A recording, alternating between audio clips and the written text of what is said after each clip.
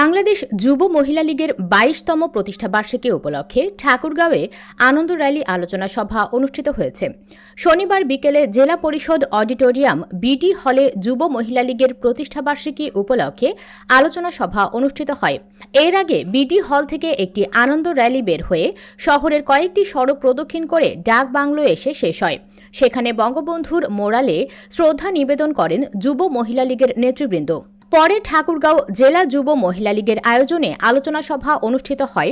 বাংলাদেশ যুব মহিলা লীগের ঠাকুরগাঁও জেলা শাখার সভাপতি নাজির আক্তার স্বপ্নার সভাপতিত্বে বক্তব্য রাখেন জেলা আওয়ামী লীগের সভাপতি বীর মুক্তিযোদ্ধা মাহবুবুর রহমান বাবলু, সাধারণ সম্পাদক দীপক কুমার রায়, পৌর মেয়র আঞ্জুমান আরা বেগম বন্যা, সদর উপজেলা পরিষদের চেয়ারম্যান মোশারুল ইসলাম সরকার, জেলা যুব মহিলা লীগের সাধারণ সম্পাদক ফেরদৌসী আক্তার তারাসহ অন্যান্যরা। এ সময় বক্তারা বলেন, মাননীয় প্রধানমন্ত্রী শেখ হাসিনার সংগঠন বাংলাদেশ যুব মহিলা লীগ সংগঠনটি আজ বহুদূর এগিয়ে গেছে। বঙ্গবন্ধুর স্বপ্ন বাস্তবায়নে কাজ করে যাচ্ছে প্রধানমন্ত্রী। দেশে আজ সীমাহীন উন্নয়ন হচ্ছে।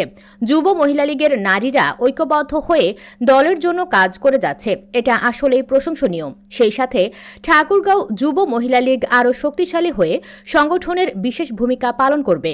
এছাড়াও আরও অনুষ্ঠানে উপস্থিত ছিলেন জেলা উপজেলা ইউনিয়ন যুব মহিলা লীগের নেতৃবৃন্দ।